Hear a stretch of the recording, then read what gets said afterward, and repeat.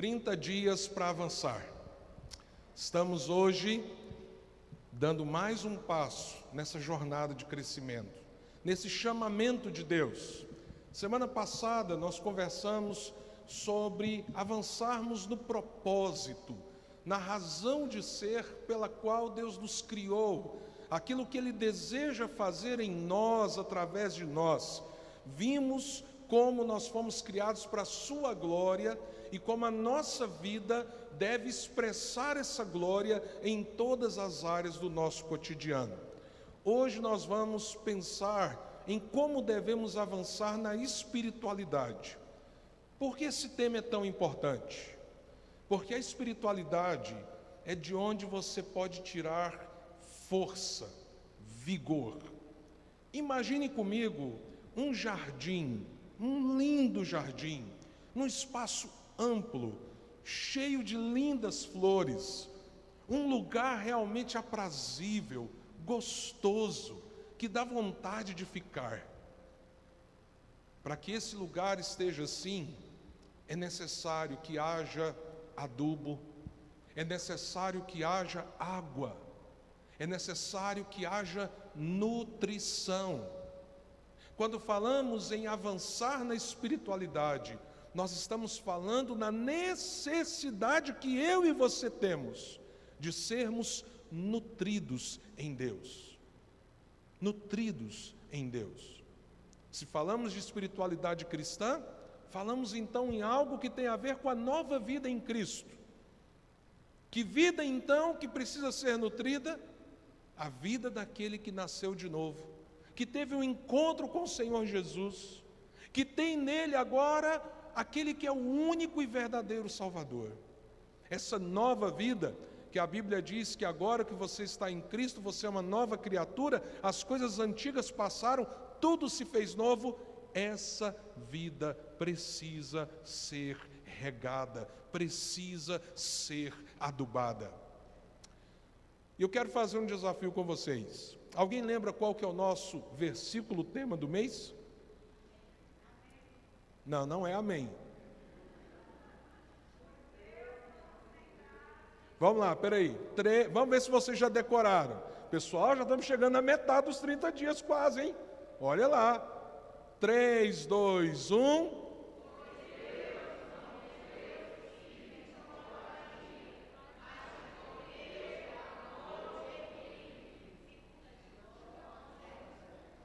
Um, 7, beleza. Novo desafio, vocês topam? Nós vamos aprender mais um versículo em 2 Timóteo daqui até o final do mês. 2 Timóteo 2, 1. Mas eu não posso cobrar que você já saiba esse de cor, não é verdade? Quem sabe você vai aprender hoje, hein? Você vai falar assim, já tenho 2 versículos de cor em 2 Timóteo. Já pensou que bênção? Vamos lá então? Vou ajudar pedindo para o pessoal colocar aqui 2 Timóteo 2 Timóteo 2, verso 1. Vamos lá, bem alto, pessoal. 3, 2, 1 e...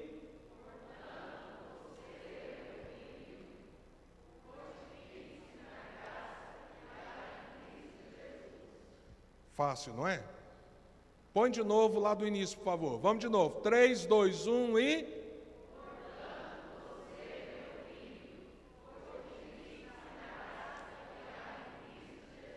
Agora sem a dica, não é?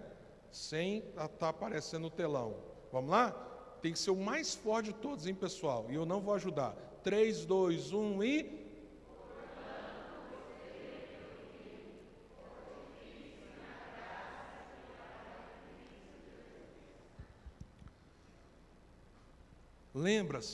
Lembre-se, 2 Timóteo é a carta com mais natureza íntima, particular, afetiva que nós temos do coração de Paulo.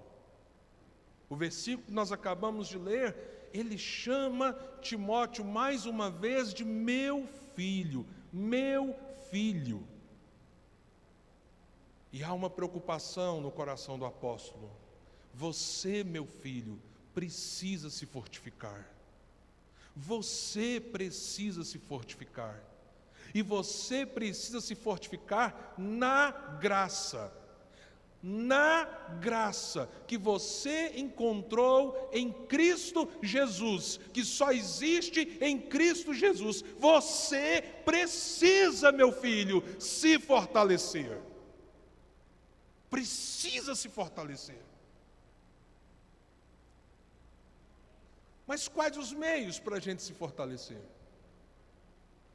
Talvez para você pareça algo muito subjetivo. Tudo bem, pastor, eu recebi a graça de Deus, que me perdoou, me fez filho de Deus, o poder da cruz, mas e agora? Eu tenho que me fortificar nessa graça, mas como eu faço isso? Que meios? E aqui nós temos então algo tremendo. A própria Escritura nos aponta os meios de graça para o nosso fortalecimento. Mas há uma coisa muito interessante quando nós olhamos aqui em 2 Timóteo. Paulo fala dos meios de graça, e eu vou usar aqui um termo forte, porque para alguns, dependendo do estado que você veio, ou da cultura na sua casa, você vai achar que eu vou falar um palavrão. Mas Paulo também fala dos meios de desgraça. E tem gente que não está usando os meios de graça e está enchendo a vida dos meios de desgraça. Lembra do jardim? Lá no canto tem uma torneira. Naquela torneira tem uma mangueira. A mangueira é o meio. A mangueira por si só não pode nutrir, não pode deixar o jardim regado. É necessário que saia água. O meio que a água é distribuída é a mangueira. Mas a graça é como a água que rega o jardim. Então veja só, Deus tem graça não apenas para salvar você, mas Ele também é a fonte da graça para sustentar você, para nutrir você, para fazer você avançar. E isso tem a ver com espiritualidade.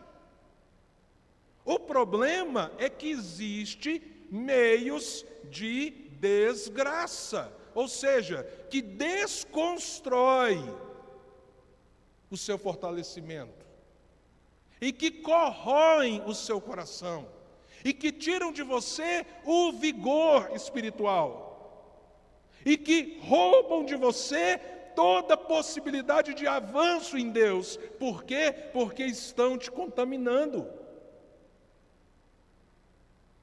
Porque a mangueira está conectada não a uma torneira de água límpida, mas a uma vazão de esgoto. E aí você joga esgoto no jardim. Por isso são meios de desgraça, porque a palavra desgraça é a negação, ou a ausência, ou até a oposição à graça de Deus. Então eu quero fazer uma coisa com você. Quem aqui quer ser fortalecido no Senhor? Quem deseja avançar no Senhor? Eu creio que todos nós que estamos aqui. Então eu quero te mostrar esse coração de Paulo, preocupado com Timóteo. O que ele está dizendo assim? Timóteo, não use esse meio. Timóteo, não faça isso. Timóteo, cai fora desse negócio, porque isso destrói você por dentro. Isso mata você espiritualmente. Mas não basta apenas isso. Ele também vai dizer, Timóteo, agora você vai se fortalecer. Você vai tomar água límpida, água do céu, água de Deus, que vai matar a sua sede, que vai fazer você andar, nem que seja no deserto. Será que isso nos interessa? Como nós temos feito, nós vamos então passear em alguns pontos da carta, por não termos o tempo para lermos toda a carta de uma só vez. Vamos então ver alguns meios de desgraça. Meios que minam você, corrompem você é literalmente esgoto na sua vida. É literalmente coisa que arrebenta você de dentro para fora e rouba de você o seu crescimento no Senhor. Eu destaquei com certeza muito mais coisa aqui nessa carta, mas eu destaquei 4 e eu vou tentar ser bem objetivo por causa do tempo.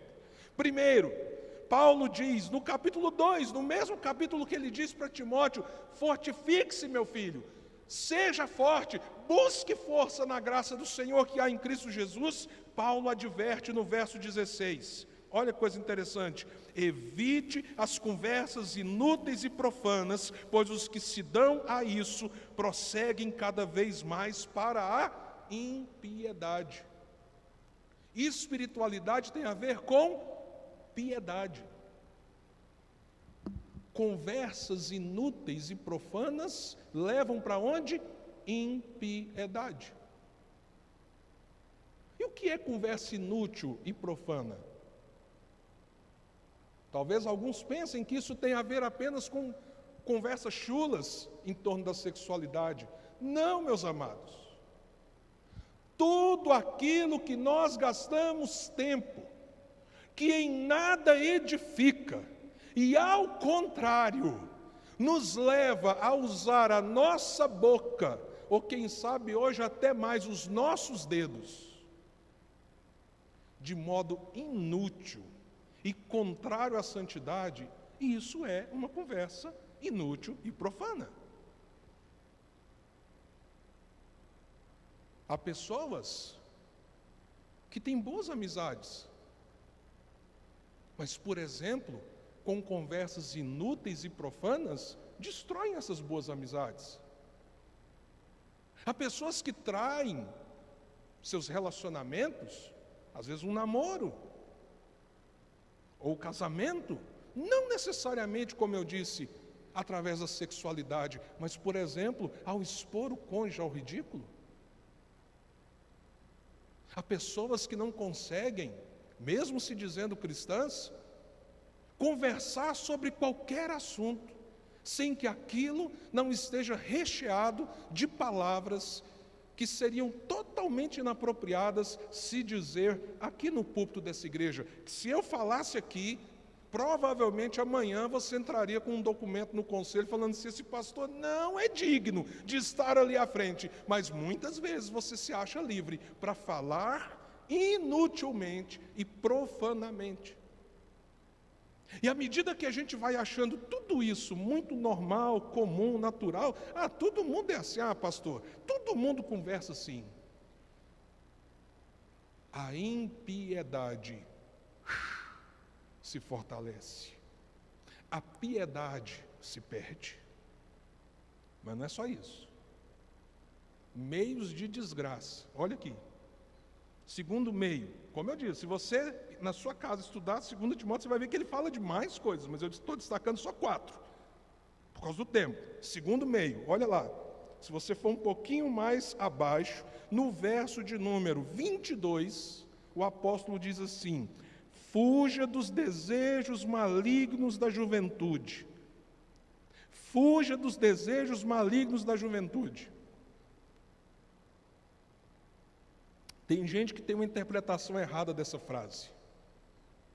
Tem gente que acha que o jovem tem desejos malignos mais do que os outros. Está falando, pastor?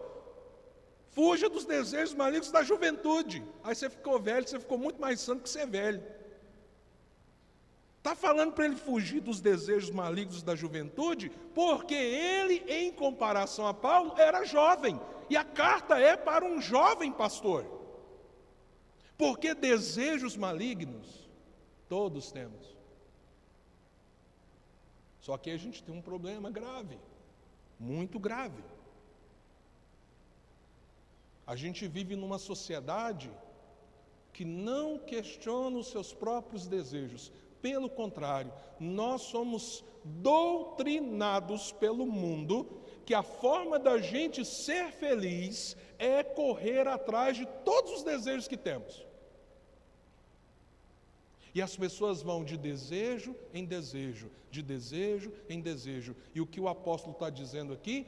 Que existem desejos malignos.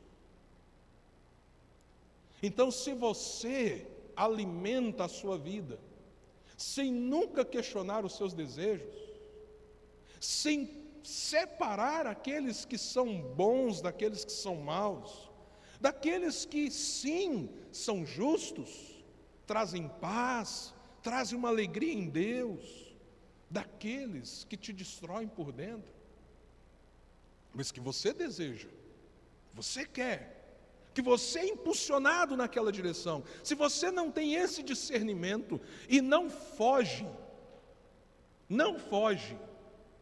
meu amado, você está jogando poluição na sua espiritualidade. Você está matando o jardim. Você está matando o jardim. Há muitos desejos que nascem em nós, que eles são maus, mas são desejos. E se você aderir à filosofia desse mundo, de que todo desejo você tem que correr atrás, porque você vai ser feliz se os seus desejos se cumprirem, meu querido, o que será da sua espiritualidade? Terceiro, verso 23, olha só o que diz. Meus irmãos, Paulo resolveu dar paulada na gente aqui hoje mesmo, né? Senhor. Olha só. Evite as controvérsias tolas e inúteis, pois você sabe que acabam em brigas.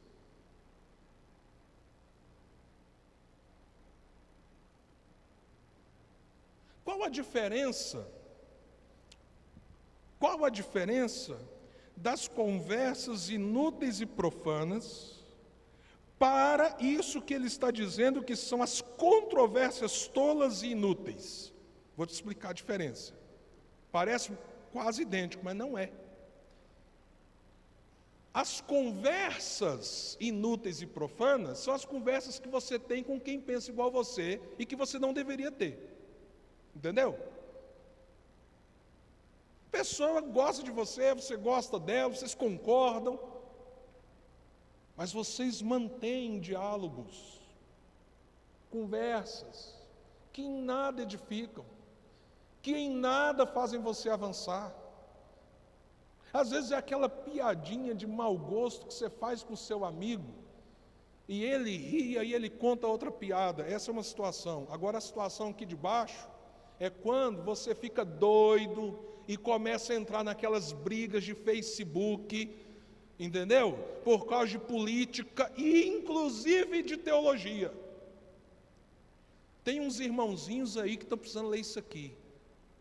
Eu sou calvinista, defensor da sã doutrina, e começa a arrumar briga, xingar os irmãos arminianos, dizer que eles não são crentes, aí eles viram os denunciadores de todo mundo.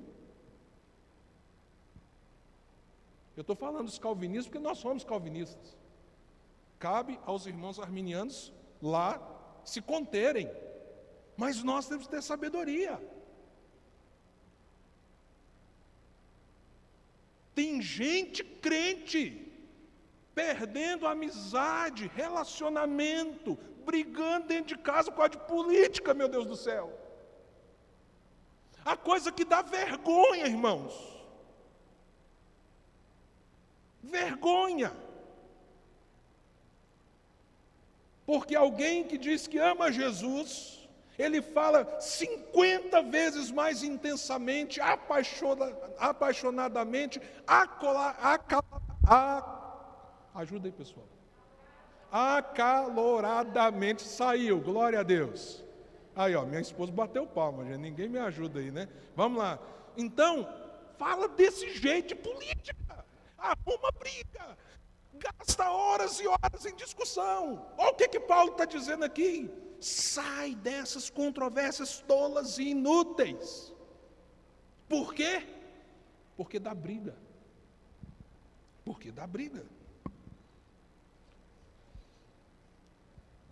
E aí, nesses meios de desgraça, ou seja, de coisa que arrebenta com a sua espiritualidade, coisas que te afastam de Deus, coisas que geram inimizades, coisas que geram em você um endurecimento do coração, um distanciamento daquilo que te edifica, ainda tem o contexto da geração, os valores da presente geração. Eu vou ler assim de maneira muito dinâmica, nem vou comentar. Olha aqui se não é a geração que nós estamos vivendo, a geração de hoje, isso que nós vamos ler aqui agora. Presta atenção, 2 Timóteo 3, só vou ler até o versículo 5, em casa, por favor, continue a leitura desse capítulo. Saiba disto, está falando com quem? Quem está escrevendo? Paulo, para quem? Quando? Por volta de 66 ou 67 depois de Cristo. Vê se Paulo não está descrevendo os dias que nós estamos vivendo. Olha aqui, saiba disso. Nos últimos dias sobrevirão tempos difíceis. Os homens serão egoístas, avarentos, presunçosos, arrogantes, blasfemos, desobedientes aos pais, ingratos, ímpios, sem amor pela família, irreconciliáveis, caluniadores, sem domínio próprio, cruéis, inimigos do bem, traidores, precipitados, soberbos, mais amantes dos prazeres do que amigos de Deus, tendo aparência de piedade, ou seja, tem gente que parece que é crente, mas negando o seu poder. Afaste-se desses também.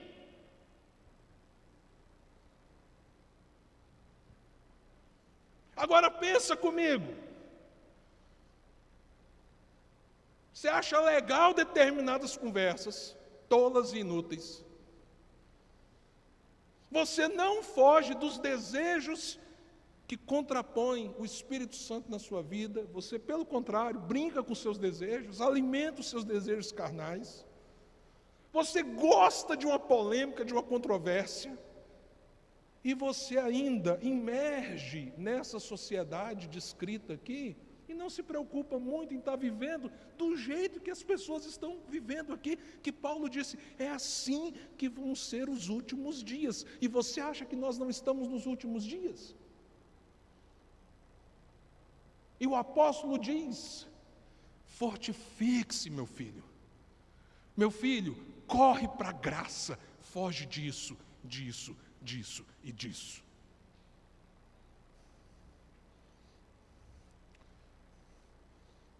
A mangueira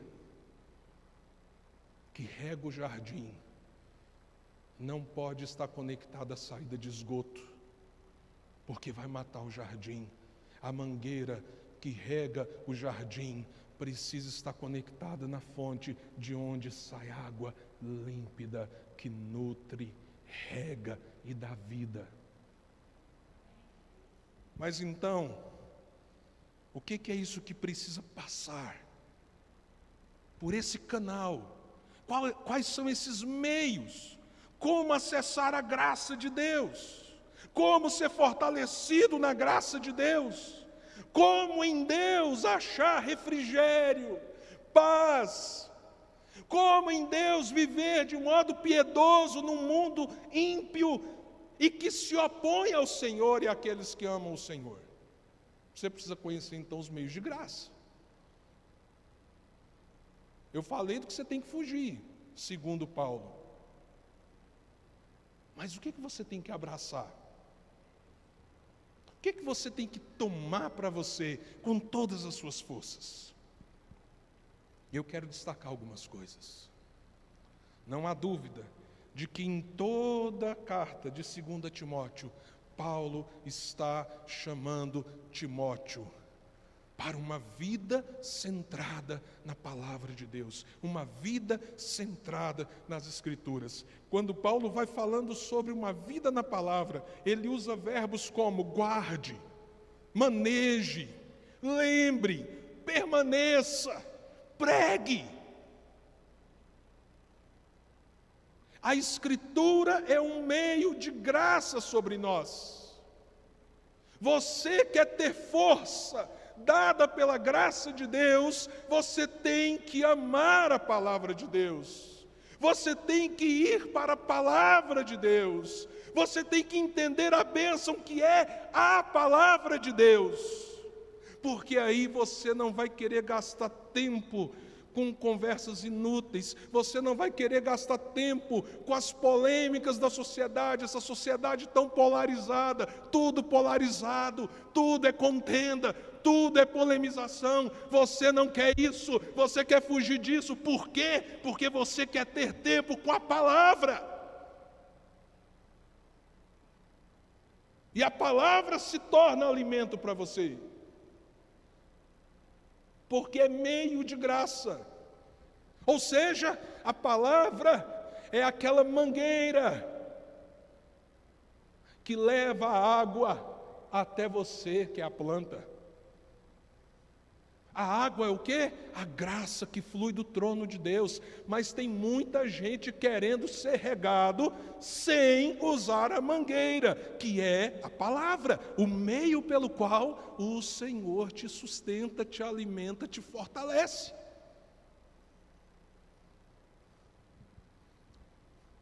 E quando a gente olha, o que a gente vê? Paulo dizendo isso: guarde, Timóteo, guarde a palavra no seu coração.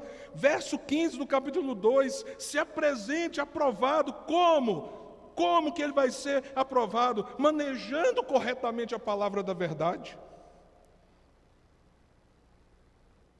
E depois de falar de todo esse contexto da impiedade, no capítulo 3, o apóstolo Paulo fala assim: de fato, todos os que desejam viver piedosamente, isso está lá no verso 12 do capítulo 3, em Cristo Jesus serão perseguidos. Nós lemos inclusive esse versículo semana passada. Contudo, olha a situação de quem está com as mangueiras conectadas à fonte de esgoto e tentando regar o jardim da própria vida. Olha o que a Bíblia diz: com todos os perversos e impostores irão de mal a pior, enganando e sendo enganados. Você quer uma vida assim para você? Não quer. Eu não quero. Viver enganando, viver sendo enganado, e assim a gente tentando levar a vida. Deixa a vida me levar, vida leva eu.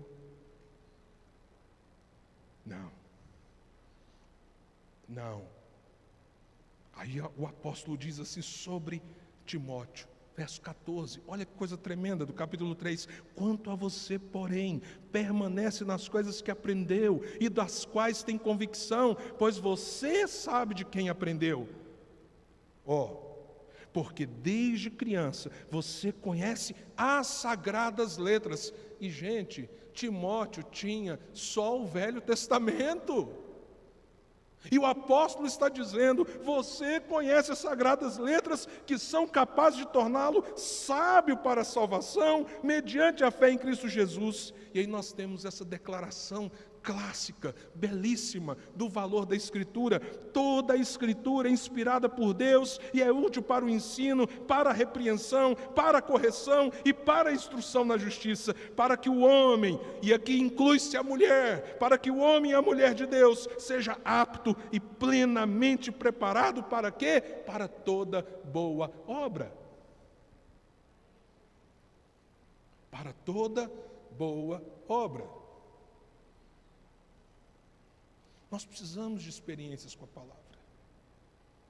Hoje de manhã eu preguei num texto e dei o testemunho pela manhã, que por 2 vezes nesses primeiros dias aí dos 30 dias de avanço, Deus me deu uma experiência tão gostosa, tão prazerosa.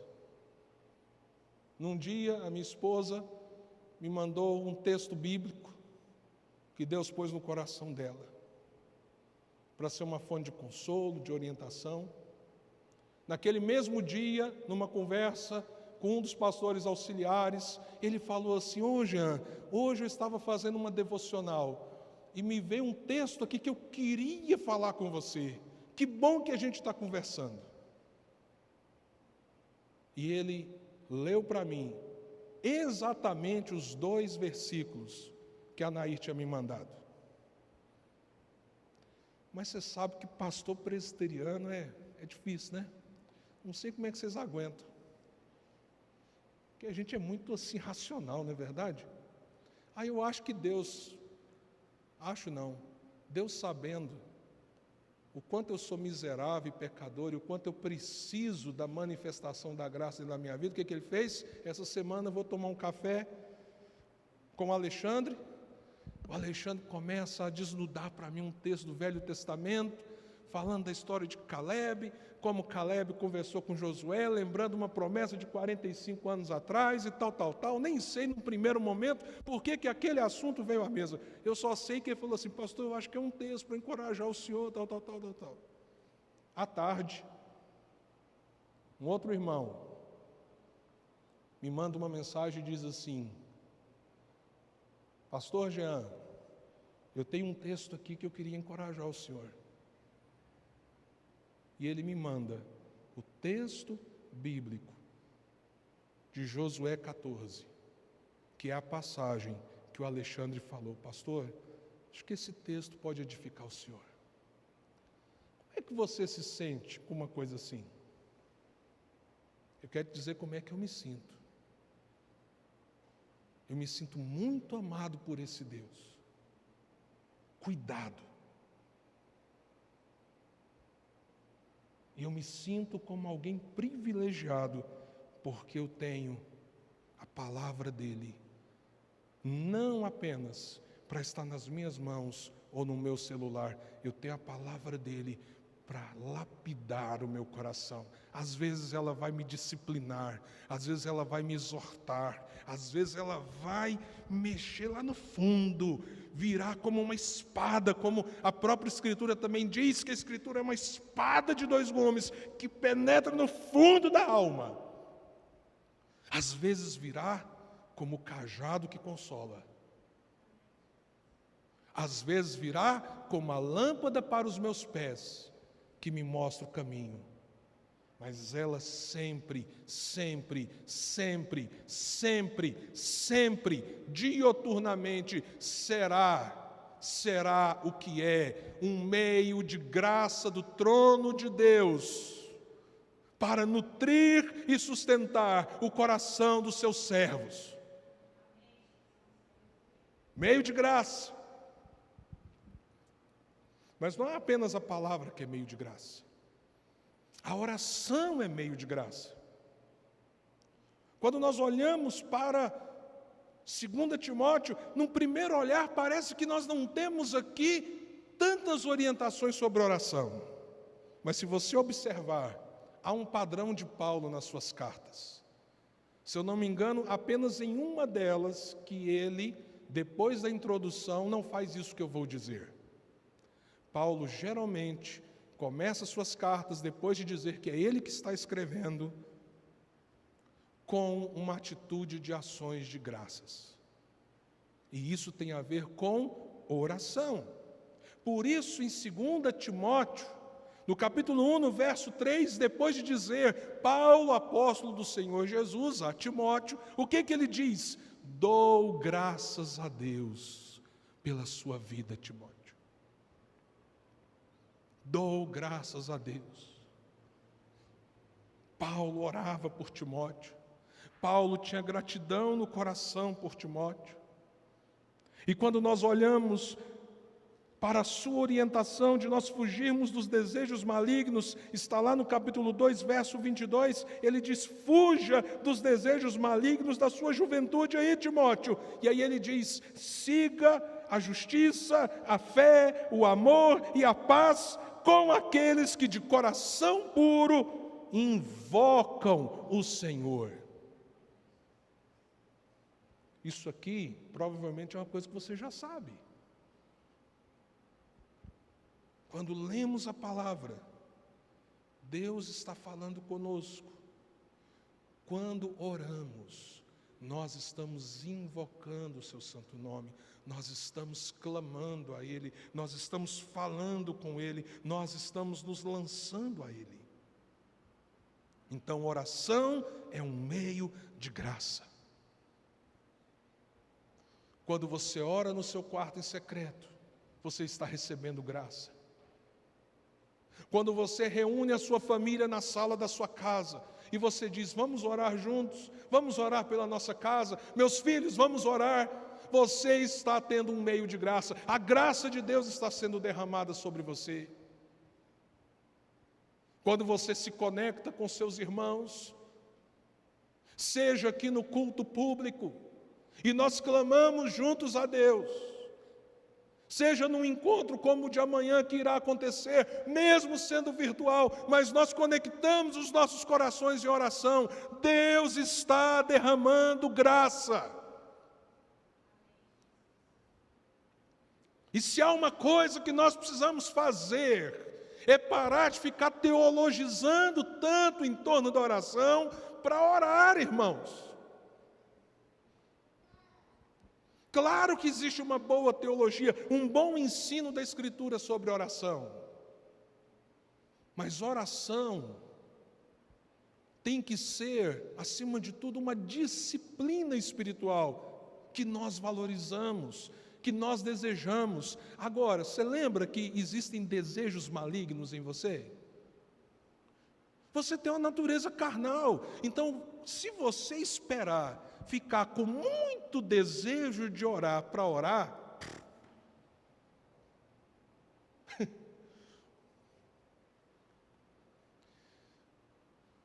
se você aceitar o desafio de se fortalecer na graça em Cristo Jesus através da oração, e você falar hoje, eu vou começar a ter uma vida de oração mais comprometida. Deixa eu te dizer uma coisa, não vai ser fácil não. Não vai ser fácil não. Talvez lá no primeiro dia, quando você orar, você não vai saber nem direito o que você fala com Deus. Você vai começar a orar, dá 5 minutos, e você vai estar assim: ah, Senhor, Senhor, tem a Mônica, que é missionária na Inglaterra. Senhor, será que tem mais alguém que eu devo orar? Não, tá bom, hoje eu consegui 5 minutos de oração. E talvez vai ser difícil. Hoje é que dia do mês? 13. Amanhã nós vamos para o 14º dia desses 30 dias de avanço. Eu vou fazer um desafio com você. Você vai tirar um tempo de oração no seu quarto. Quarto que eu estou dizendo não precisa ser literalmente o quarto, num lugar íntimo com Deus. Não saia de lá sem orar pelo menos 15 minutos daqui até o final do mês. Vai ser difícil. Se você não tem vida de oração, vai ser difícil. Agora, se daqui 16 dias, na verdade, isso não te alimentar, isso não mexer com a sua vida, isso não te fortalecer, você não chegar aqui dizendo assim: pastor, eu descobri uma fonte tremenda em Deus. Eu não tenho medo de dizer que eu sairia do ministério, porque a possibilidade de você buscar Deus sinceramente e em nada Deus te alimentar, ela não existe. A fonte está lá, a fonte está lá, a fonte está em Cristo. A questão é se a gente está bebendo da fonte. E a comunhão, irmãos, a comunhão é um meio de graça.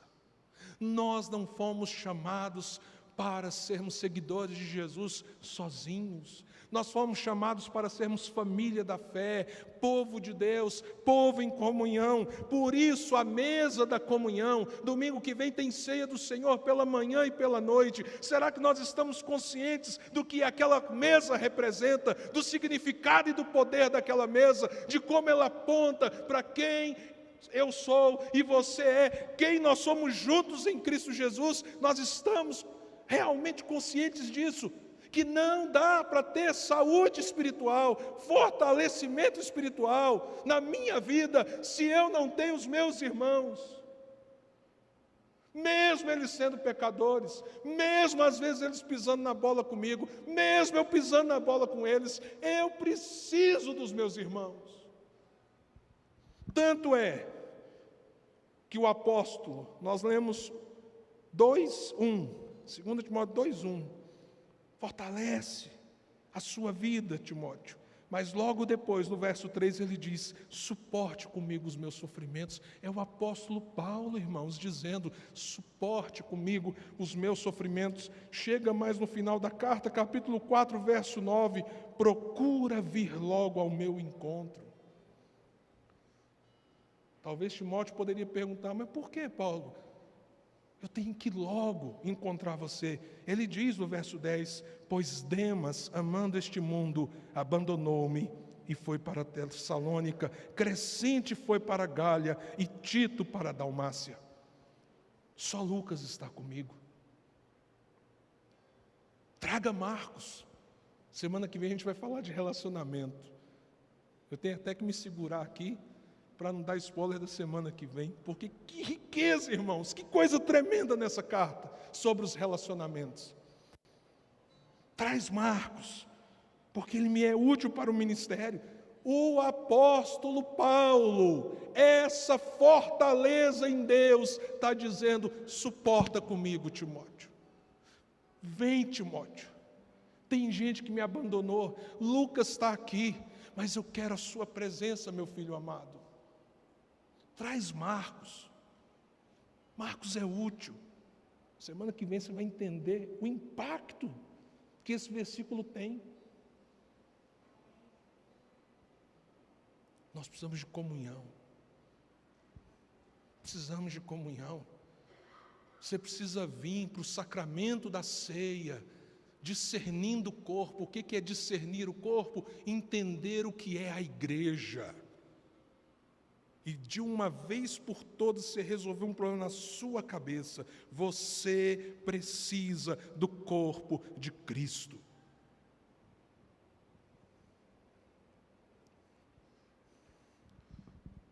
Se alguém se auto-intitula, eu não chamo ninguém assim, mas se alguém se auto-intitula desigrejado, em outras palavras, ele está dizendo: eu não sou cristão.